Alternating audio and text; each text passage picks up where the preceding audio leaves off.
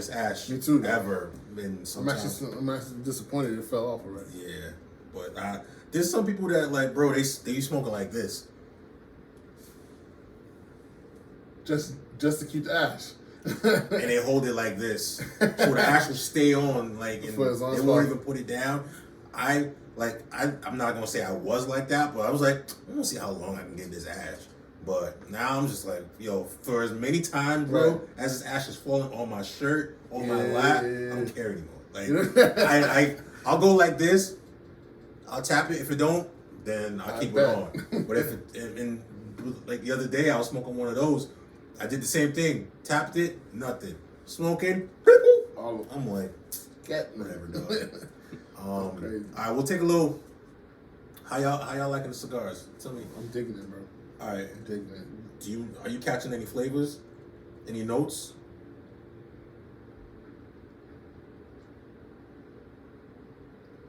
Besides the sweetness in the tip, pause,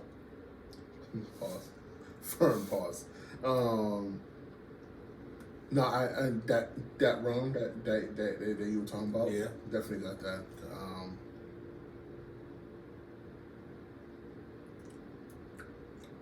Nothing else really, at least not yet. But you're enjoying it. Yeah, definitely.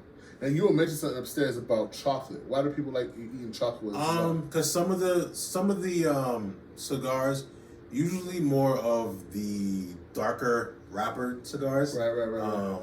You'll get notes of either dark chocolate or milk chocolate. Got it. And it's excuse me. It's good to kind of coat your mouth. Like, all right, so on a better note, I would love to have, spirits. Got it. Because most of the time when people are smoking cigars, it's either scotch, bourbon, whiskey.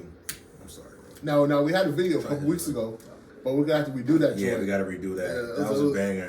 It was a dope vibe, man. My boy Luther, man, was we were testing out scotches and bourbons. Now try ashing it, because right now you're lighting up the ash. So just ash it.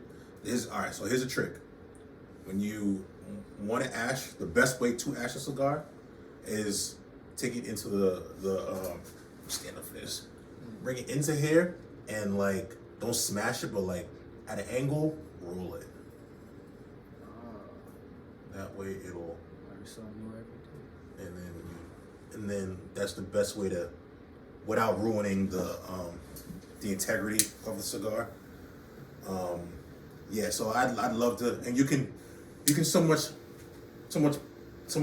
pair the flavors and notes of the cigar into your spirit of choice or whatever. Right. But a lot of the darker wrapped cigars, they have the notes of chocolate or like espresso or whatever. And so since Mikey, you're smoking that darker one, try. I don't think I have any more. My boy Ray gave me these. Shout out to his boy Ray. Facts. Yeah, I don't have more regular chocolate, but try this one, bro. Take a bite out of it, let it coat your mouth, and then take a draw of the cigar. This one's mint, so it's not gonna really go with anything. I'm picking up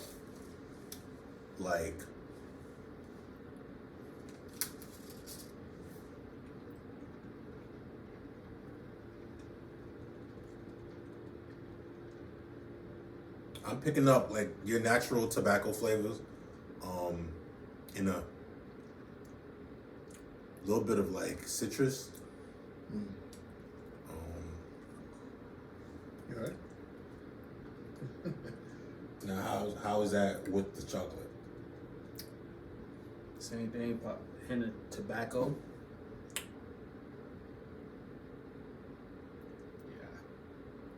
When I was smoking, you'll learn to pick up, once you start smoking more often, you'll learn to pick up different notes along. But do you find the experience with the cigar more pleasurable with the chocolate? Yeah, for sure. Got it. Yeah. So it's the same thing with your rums and whatever. Because if you drinking regular, see, that's why.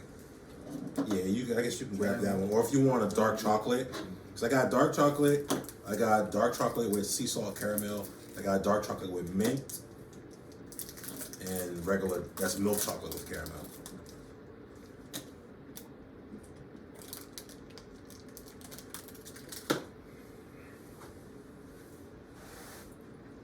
And it's crazy to be back home. This is the longest I've been home since I was like maybe 16. Right, because 17. Yeah, because in high school you was away, college you were away. Yeah, so it's weird.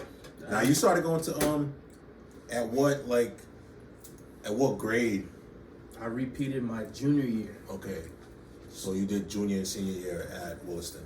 Yeah, so a lot of people do a 5th year. So they graduate from their respective high school, and then they do that 5th year. So they got 2 degrees, 2 high school degrees. Yeah. So I only graduated once. One of our boys almost did that. I'm not gonna put his name out there, but he went out. He was out of school in Bridgewater. I know. Yeah. You know.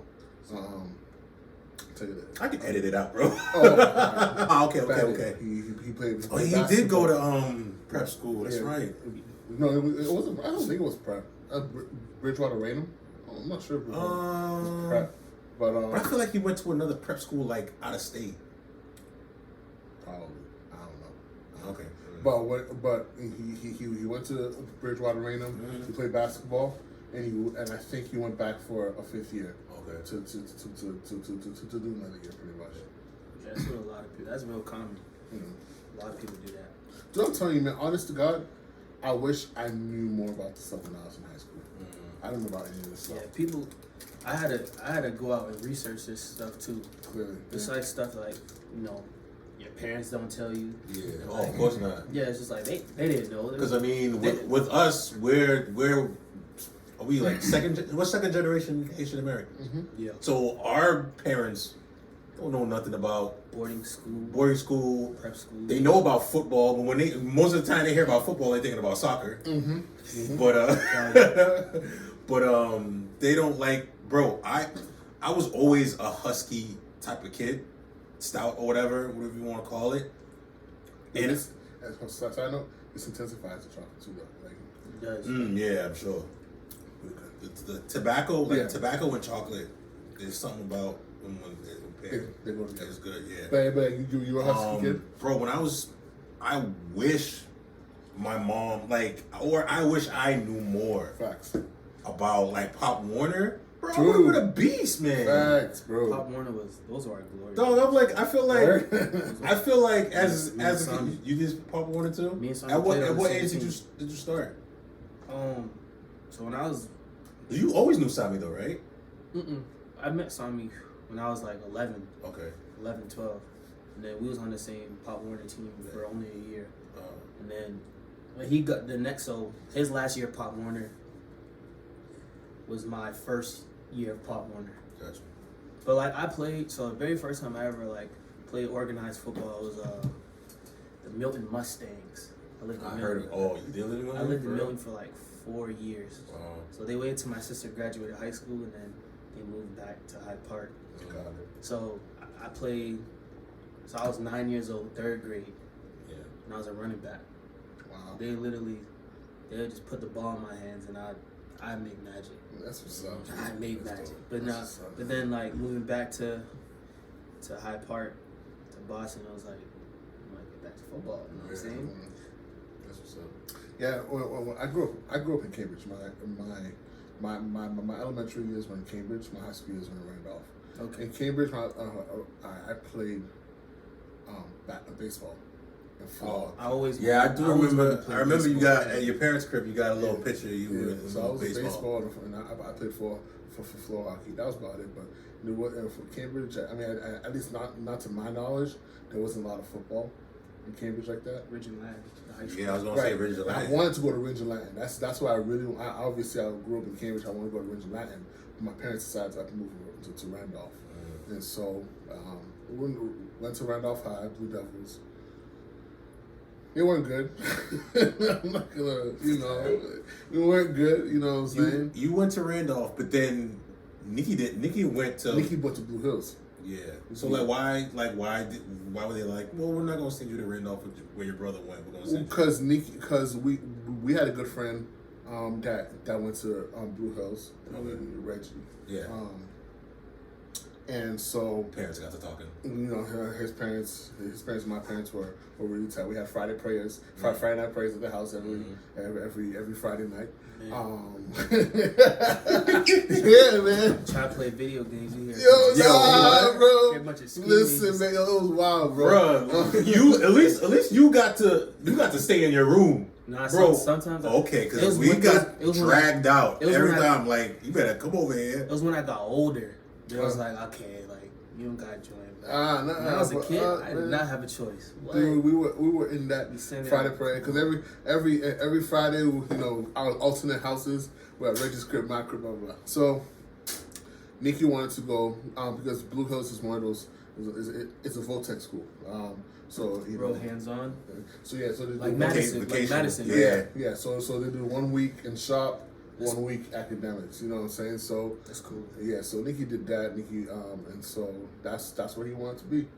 I feel like you learn way more life skills in a vocational school. It's so interesting, bro. That is so fact. I remember when I graduated high school. Yeah. I brought Nikki over. When I graduated high school, Nikki was entering into high school, so I brought Nikki over to football. Tryouts. Yeah, he played for Blue Hills.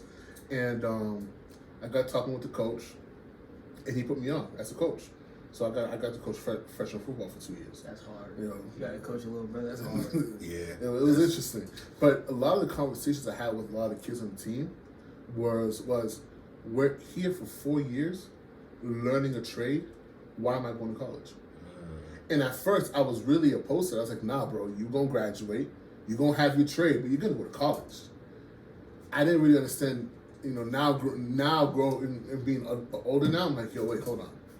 They have a trade: plumbing, electricity, fixing cars. Yeah, they have a lot. You need to go college. They have something in their hands. They can make money. Right. Because you only really go to college because regular high schools don't teach that. No. At least not anymore. Yeah. I mean, this is regular high schools. When you got home ec, maybe, then that's pretty much it. Shop, but then that's it.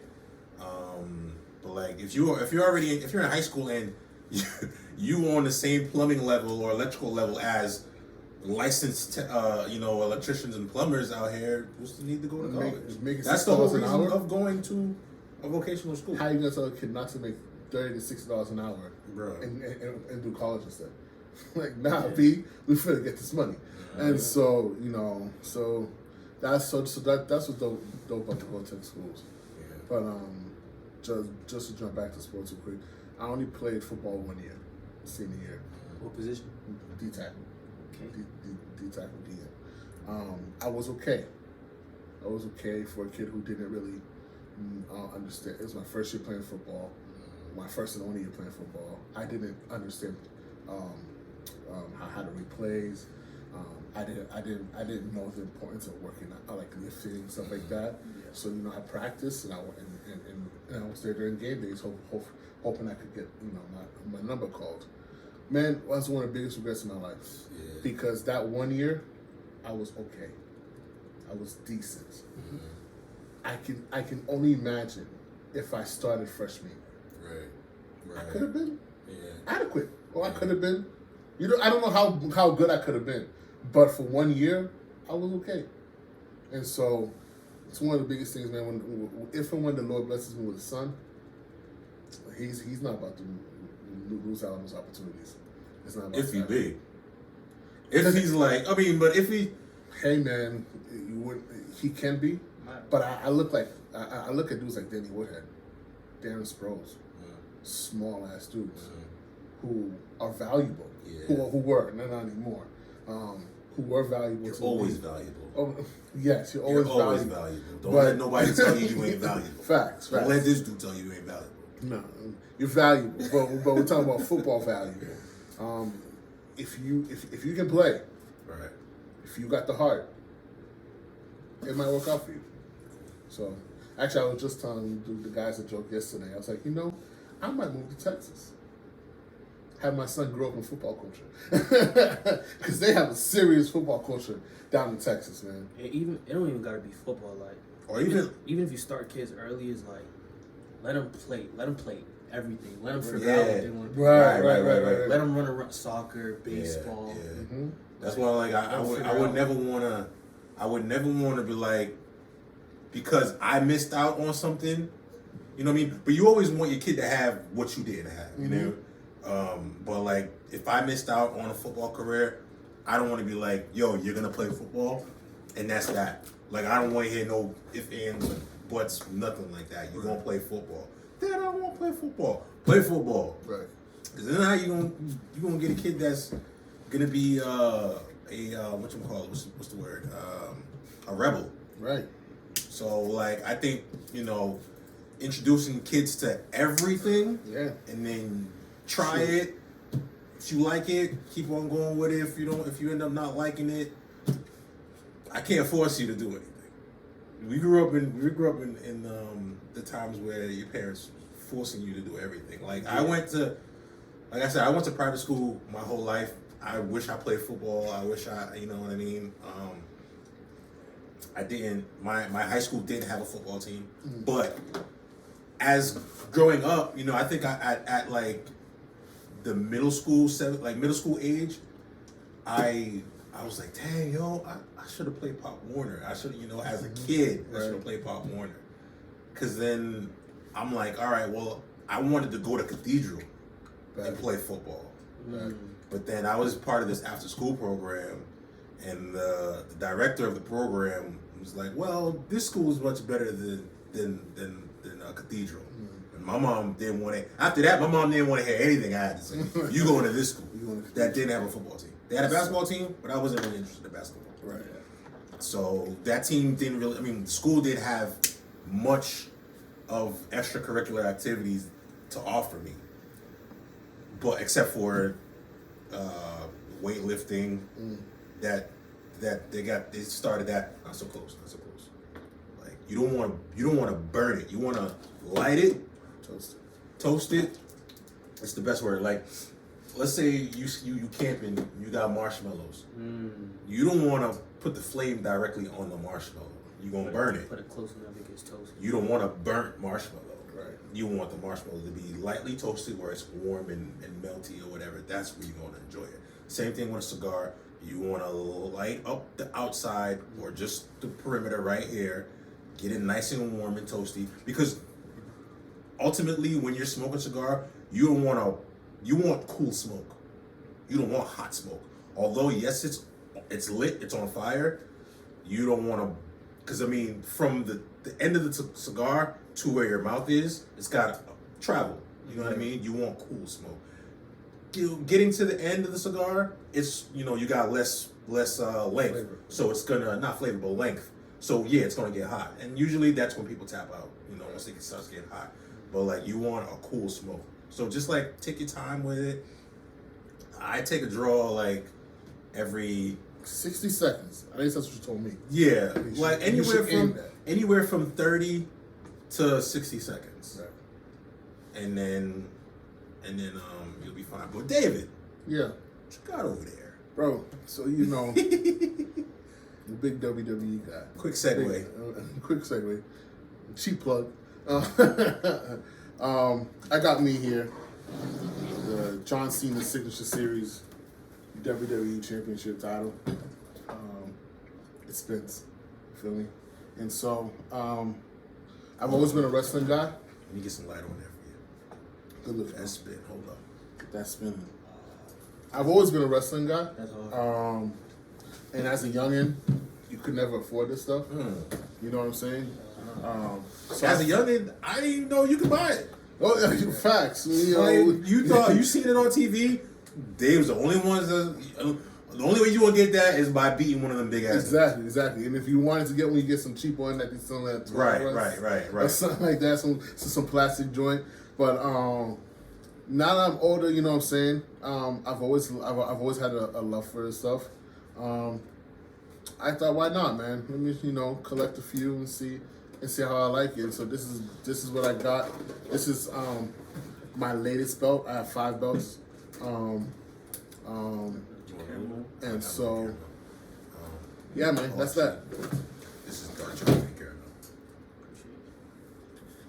That's that, man. So yeah, you got a video. Is that the one that you? Yeah, this is the one I did the unboxing on. Right. It's on my YouTube page. I got more videos to come. Bet. I'll plug either here or there. You know, the YouTubers do it. Here or there? Yeah, it's either here or there. Okay. Or I'll leave it in the description below. Or in the description. Facts. Nah, man, that's what's up. I as a kid, I was you know, as a kid you into a lot. Oh man. You know what I mean?